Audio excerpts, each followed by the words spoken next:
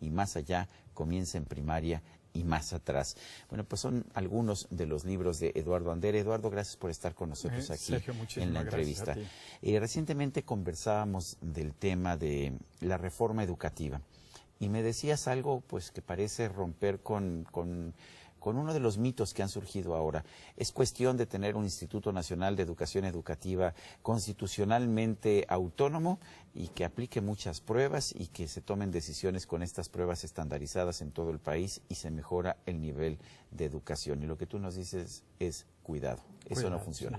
Sí, es un mito, es un buen mito, ¿no? Parece muy saludable, sí, parece muy y sobre eso se basa la reforma educativa. Y de los países que yo he visitado para hacer análisis comparado, no conozco ningún país que tenga una institución de ese tamaño, ¿no? Que inclusive tiene capacidad de ir por encima de la misma autoridad educativa, de la SEP, para regular y dar directrices no solo de la evaluación, sino de acuerdo con la exposición de motivos de la reforma. No me digas que estamos creando un monstruo como hemos creado con algunas otras instituciones. Estamos creando una institución muy grande para el tamaño del tema, ¿no? Sí. Tenemos temas mucho más importantes que hacer evaluación educativa. Evaluación educativa es muy importante, pero es más importante educar bien para que cuando hagas la evaluación salgan bien evaluados, ¿no? Es más importante educar bien que hacer buenas evaluaciones educativas. Esto no quiere decir, me imagino, que la evaluación no tenga un papel. No, por supuesto, es parte del proceso, digamos. Sobre todo cuando la evaluación es formativa, diagnóstica, reflexiva, ¿no? Déjame plantearte, sabemos que estamos en muy mal nivel de educación, lo sabemos no solamente por la prueba de PISA, lo sabemos porque vemos el nivel de los graduados universitarios de prepa, de secundaria, de primaria de nuestro país, lo vemos constantemente. Y lo peor de todo es que parece que nos estamos quedando estancados o incluso que estamos yendo para atrás. La cobertura se ha ampliado del sistema educativo. Sin duda. Pero, por ejemplo, yo veo un país como Corea que tenía un nivel de analfabetismo superior al 80% en los años 50 y 60 y hoy son de forma consistente considerados de los mejores estudiantes del mundo, de los mejores sistemas educativos. ¿Qué han hecho ellos? ¿Qué hemos hecho mal nosotros? ¿Es cuestión de cultura? Es cuestión de cultura, es un poco cuestión de cultura, es cuestión de historia, es cuestión de instituciones, ¿no? Yo he visitado tanto Finlandia como Corea, ¿no? Que son dos de los grandes países que son en de la éxito OECD. educativo. De la OECD es la quiniela ganadora, ¿no? Están casi empatados. Están ahora Shanghai y Hong Kong, pero son ciudades. Son ciudades, exactamente, y no son miembros de la OECD. En la quiniela también está la República Checa, que a propósito, que a propósito estaba yo viendo cifras y no está entre los países que más gastan, al contrario, gasta bastante poco en educación. Y tampoco logra colarse al hit parade de los grandes países con desempeños, digamos, en los 5 primeros lugares. Ahí estarían miembros de la OECD, estarían Finlandia, estaría Corea, estaría Nueva Zelanda, Canadá, Australia, algún otro de los países nórdicos. A ver, pero la República Checa, digamos, está por arriba del promedio, pero no está hasta arriba. ¿Qué han hecho países como Corea, como Finlandia, como Canadá, de hecho, que tiene un sistema educativo muy superior al de Estados Unidos, a pesar de que Estados Unidos tiene un nivel de ingreso superior? Y un nivel de gasto superior. Así es, ¿no? En educación, efectivamente. Bueno, no hay una fórmula, ¿no? No hay una receta, hay ingredientes, ¿no? Que tomas de aquí y de allá. Primera decepción, yo pensé que era muy fácil, nos dabas la fórmula y ya teníamos mejor educación. De hecho, en el año 2004 yo inicié una búsqueda de esa fórmula alrededor del mundo y visité 19 países. El libro de educación comparada, ¿verdad? El libro sobre cómo es la mejor educación en el mundo. Y hablamos de ese libro. Y estaba yo en búsqueda del Shangri-La de la educación y mi primera decepción fue que no lo pude encontrar. No hay fórmulas. No hay fórmulas, tienes ingredientes aquí y allá. Finlandia es un tema de cultura, de historia, de instituciones, ¿no? Corea, Japón, Hong Kong, Singapur, es un tema de una cultura muy acendrada en favor del esfuerzo, ¿no? El trabajo, el esfuerzo son valores supremos para estas culturas, ¿no? Entonces no es tanto un tema de instituciones, no es tampoco un tema de historia de socioeconómica o socioeducativa, sino es un tema de una cultura como hábito de esfuerzo y de trabajo acendrada en todos los niveles o en todas las capas sociales. Podrás no tener televisión, podrás no tener diversión, pero un aspecto de honor para la persona, la familia y la comunidad es en dónde estudian los jóvenes, qué resultados obtienen y a dónde llegan, ¿no?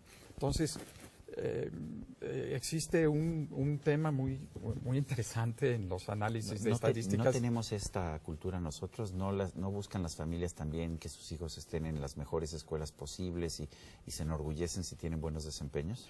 Bueno, si nos vamos a comparaciones culturales, cuando les preguntamos a los adultos de los diferentes países, en este caso, por ejemplo, Corea y México, y les preguntamos cuál es el valor más importante o si el trabajo es un valor muy importante, los coreanos son los que dicen que es el más importante y los mexicanos dicen que es importante, pero no tan importante como los coreanos en el porcentaje de mexicanos que responde. Y cuando preguntamos cuál es el valor más o de los valores más importantes en la vida, el mexicano dice que el descanso es el valor más importante. Entonces tenemos una imagen de espejo, ¿no?, entre la cultura coreana y la cultura mexicana. A un joven que se le entrevistó sobre por qué estudias tanto, ¿no? ¿Qué es lo que haces para obtener estos resultados? Dice, bueno, pues yo estudio, trabajo, me esfuerzo, ¿no? Y derramaré lágrimas de sangre hoy, pero de alegría y descanso mañana, ¿no? Y nosotros sí tenemos la oportunidad de irnos a la fiesta, de ocultarnos en las máscaras de Octavio Paz, ¿no? Si leemos a Octavio Paz, sí, lo dice él, ¿no? Lo dice claramente, ¿no? El mexicano es fiestero, ¿no? Pero además dice eso, que el grado del subdesarrollo, lo dice en el laberinto de la soledad, el subdesarrollo de México está medido por el dispendio de las fiestas. Exactamente, y el grito, y nos escondemos nuestra tristeza y nuestra alegría. Entonces, sí, no tenemos una cultura proclive, ¿no? Sí decimos que estudiamos tanto como los coreanos en las encuestas que hace la OECD para el examen PISA, ¿no? Recuerdo claramente la del 2003 en la prueba de matemáticas. Se les preguntó a los estudiantes participantes de los países participantes cuántas horas dedicaban al estudio dentro y fuera de la escuela, ¿no? Y el país que dice que más estudia, los niños del país que dicen que más estudian dentro y fuera de la escuela son los mexicanos. ¿En serio? Inclusive sobre los coreanos. Y los que dicen que menos estudian dentro y fuera de la escuela son los finlandeses. Entonces obtienen los mejores resultados con muy poco esfuerzo. O dicen que muy poco esfuerzo, ¿no? Y los mexicanos a lo mejor exageran el grado de estudio que dicen tener. Exageran y disimulamos o mentimos, lo cual no creo. Pues es una hipótesis de que muchos jóvenes mexicanos tendrían que mentir, o realmente dicen que estudian pero no aprenden. O sea, estamos dedicando tiempo a estudiar. También he visto tus trabajos. También gastamos bastante en términos de nuestro Producto Interno Bruto. Gastamos más que muchos países de la OCDE en materia educativa, pero no con los mismos resultados. No con los mismos resultados. Hay 3 mediciones de ácido, digamos, para tratar de comparar gasto educativo, que lo platico yo con detalle en la escuela rota, para tratar de relacionar gasto educativo con resultado. Y las 3 mediciones son qué tanto gastas como economía en educación, o sea, tu porcentaje del PIB dedicado a la educación. Y nosotros estamos alrededor de lo que gasta la OECD y Finlandia, que es 6%, ¿no? En términos del ingreso, Corea gasta menos, ¿no? Corea gasta un poco menos, y Japón gasta un poco menos. En términos del gasto como porcentaje del PIB, nosotros estamos un poco arriba que el promedio de la OECD. En términos del gasto público destinado a la educación, o sea, qué tanto del gasto educativo absorbe el gasto total público, nosotros estamos en el segundo lugar más alto de la OECD, con alrededor de un 23% de todo el gasto público, cuando el promedio de la OECD es del 13%. Y la última prueba de ácido sería el gasto por estudiante. Ahí estamos por debajo del promedio. ¿Sí? Ahí, son gastos ya nominales, digamos. Este es un gasto, ¿cuánto gastas en dólares internacionales, o sea, dólares estandarizados, por estudiante de primaria, secundaria y preparatoria? Y aquí estamos en un extremo. Nosotros estamos dentro del grupo de países que gasta poco porque somos muy pobres y somos muchos estudiantes. Y en esos países está, por ejemplo, Chile, Brasil, Turquía, la República Checa, Polonia. A mí me sorprendió que la República Checa gasta relativamente poco. Y tiene muy buenos resultados, excelentes resultados para su nivel de gasto. Por el otro lado tienes los países gastalones, digamos, que uno de los más gastalones de todos es Estados Unidos. Así es. Con $127,000 estandarizados al año. Nosotros por estudiante. 127,000 acumulados, ¿no? Sí. En todo el proceso. Primaria, secundaria y preparatoria. Y nosotros debemos andar por alrededor de $25,000. Aquí tengo las cifras en la escuela rota. Y Finlandia y Corea andan alrededor de $50,000. O sea, Finlandia y Corea gastan una tercera parte, digamos. De lo que gasta Estados Unidos. Y sin embargo, con resultados mucho mejores. Exactamente. Bueno, vemos Canadá y Estados Unidos, dos países similares en muchas cosas, utilizan el mismo idioma, son vecinos. Canadá le va mucho mejor. Sí, Canadá es un caso muy interesante en materia educativa. Tienen esquemas mucho más integradores de la educación de lo que nosotros conocemos en México o en Estados Unidos. Por ejemplo, yo conozco a profundidad uno de los sistemas educativos o de los regímenes educativos más exitosos de Canadá, que es el de la provincia de Alberta y concretamente el distrito de Edmonton, ¿no? El municipio de Edmonton en Alberta. Aquí tienen un esquema de integración, digamos, de la política educativa y de la educación. Los estudiantes pueden acudir a escuelas públicas o a escuelas privadas, pero tanto las escuelas públicas como las escuelas privadas son financiadas por el gobierno, ¿no? Entonces tienes una competencia sana públicas y privadas al mismo nivel de financiamiento. Y los mejores estudiantes de las es como el esquema de vouchers que se ha venido proponiendo en distintos lugares del mundo. Exacto. Nada más que es un esquema de vouchers equitativo. Todo el mundo recibe lo mismo. Eso es, el bono educativo. Es el bono educativo que le llaman. En cambio, en Chile, por ejemplo, que existe el esquema de vouchers, no existen vouchers para las escuelas elitistas, estas se financian solas. Existen vouchers para las escuelas semi-privadas o subvencionadas que reciben un subsidio del gobierno pero pueden cobrar colegiaturas, y existen las escuelas municipales que no reciben vouchers, reciben nada más el dinero de gobierno, pero tienen menos apoyo financiero porque no reciben dinero privado. Entonces, las que obtienen mejores resultados son las elitistas, luego las subvencionadas y luego las municipales.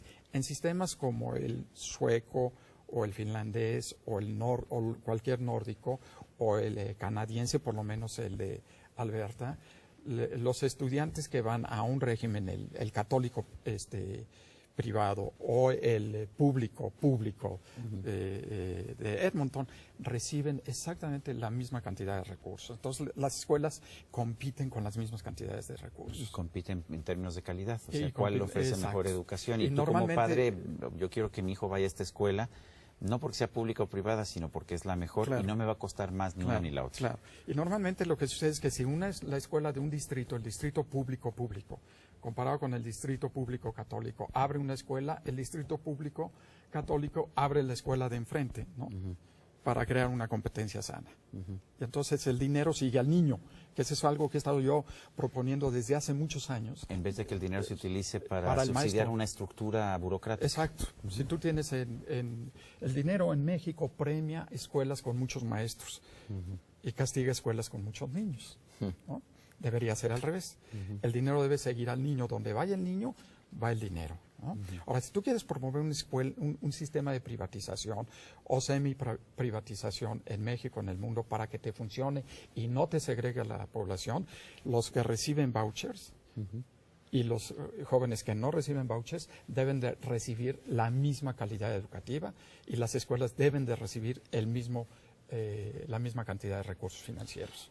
Cuéntanos, conociendo todos estos sistemas en el mundo, sabiendo que México es un país pobre, de hecho en algunas comunidades particularmente rurales, bueno, difícilmente la gente ha visto un libro en toda su vida o los únicos libros que han visto son libros de texto gratuitos. ¿Cuál es la solución? ¿Cómo podemos ir elevando el nivel de educación de nuestro país?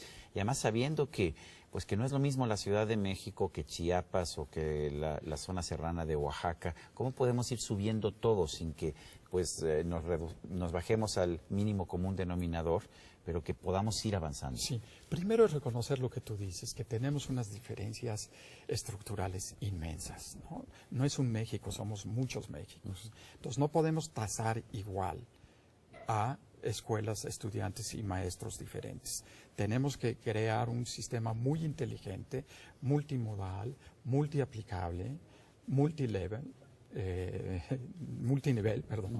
de aplicación de sistemas estandarizados, tanto de enseñanza como de aprendizaje, como de desempeño, ¿no? Tendríamos que medir no tanto entonces cómo se compara un estudiante de una zona indígena de Oaxaca con uno de la delegación Benito Juárez del Distrito Federal, sino qué tanto ha avanzado este y qué tanto ha avanzado este otro.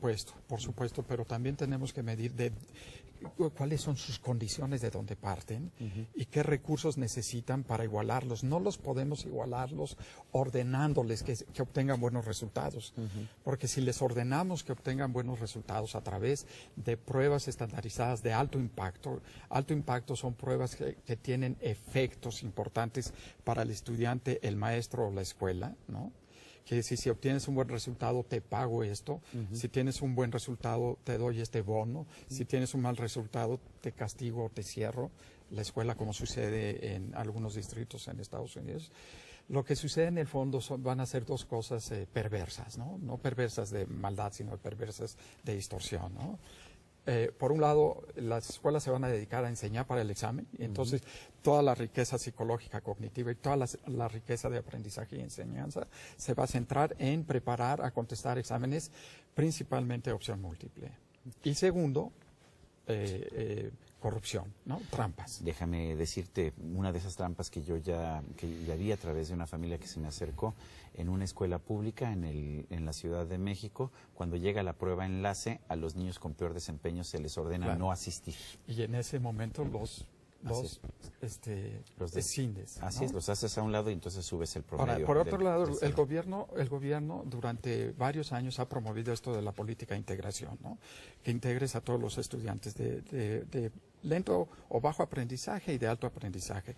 Y todos presentan la prueba. Entonces, escuelas que promueven esta política de integración les aplican la prueba enlace, ¿no? Y salen peor. ¿No? Entonces, ¿qué haces? ¿Sigues la política de integración, pero te arriesgas a salir peor?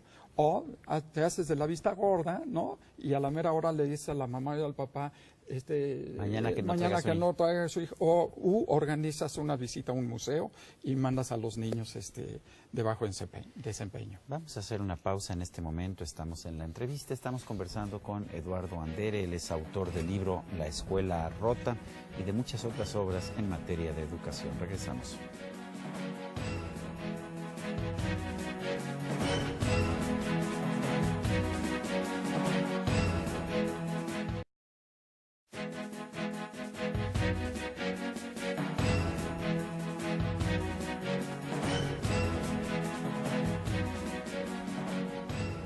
En la entrevista estamos conversando con Eduardo Andere. Él es especialista en educación, está afiliado con el ITAM por una parte, también con la Universidad de Nueva York, pero hace su trabajo de investigación de forma independiente. Es doctor en ciencia política del Colegio de Boston y ha escrito varios libros sobre educación.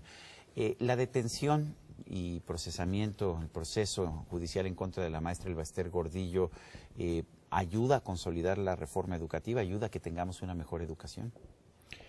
Bueno, digamos, es una condición necesaria, pero no suficiente. como ¿no? filósofo. Como Dicho filósofo. como filósofo. Digamos que has logrado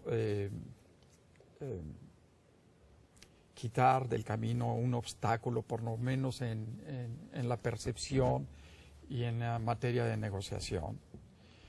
Pero todo dependerá de cuáles sean las condiciones que se generen a través de la política educativa, tanto de Estado como de gobierno, para generar liderazgos mucho más representativos y democráticos de todos los sindicatos en México, ¿no? Y esa es una sola parte. La otra parte es la política educativa, que no tiene que ver tanto con la relación con el sindicato. Hay mucha gente que dice que el sindicato ha sido pues un obstáculo a la mejoría de la educación en México, pero también la Secretaría de Educación Pública lo ha sido, ¿no? Es una institución muy burocrática. Por supuesto, y yo siempre he sostenido que por cada plaza que presiona el sindicato, cualquier sindicato, corrupto o no corrupto, para ser contratada, hay una persona dentro del gobierno que la firma, ¿no?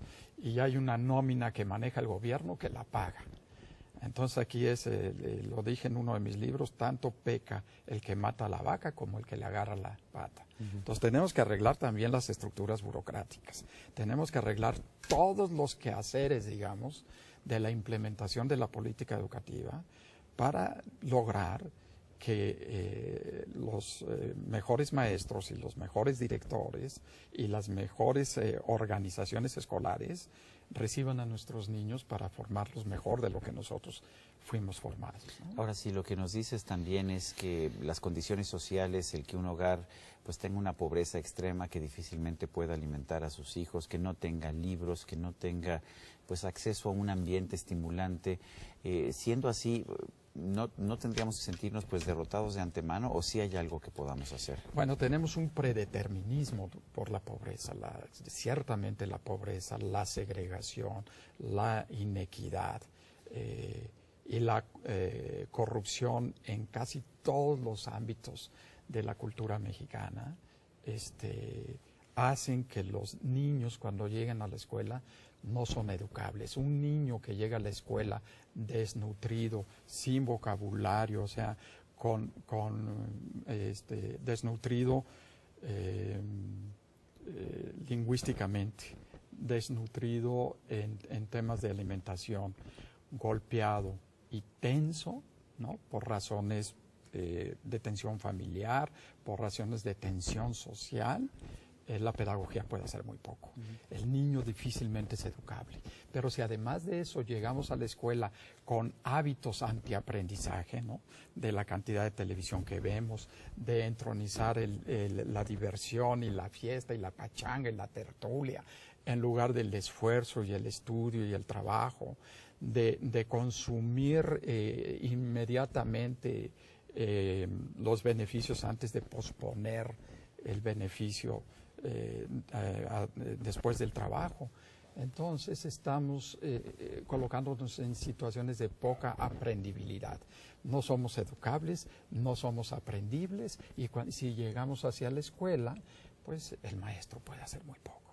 Y si además de eso el maestro por generaciones ha sido preparado de manera muy pobre, ¿no?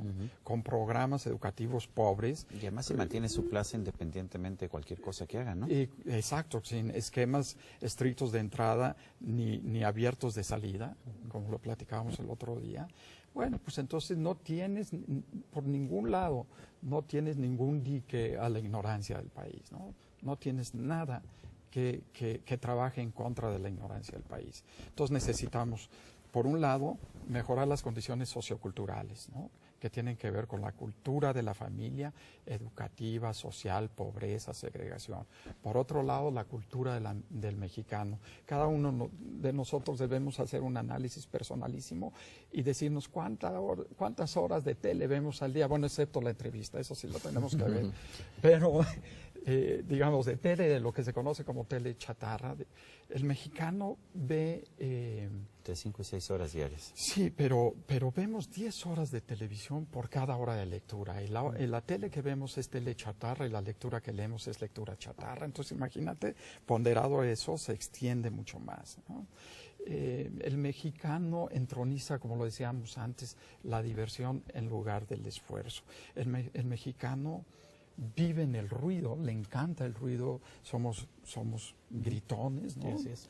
Y entonces no respetamos el silencio, y el silencio le gusta al cerebro porque lo ayuda a relajarse y lo ayuda a concentrarse, y la concentración es el principal ingrediente de la atención, y la atención es el principal ingrediente del entendimiento, y el entendimiento es la principal ingrediente del conocimiento. Entonces, si no mejoramos todas esas condiciones, por un lado socioeconómicas, socioeducativas, por otro lado las de aprendizaje, y la tercera, no mejoramos la atracción, o sea, la calidad de los jóvenes que entran al programa magisterial y la formación del maestro, ¿no?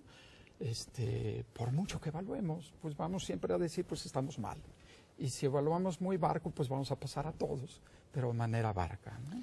Transatlántica. Vamos a hacer una pausa, estamos en la entrevista, estamos conversando con Eduardo Andere, él es especialista en educación, regresamos en un momento más.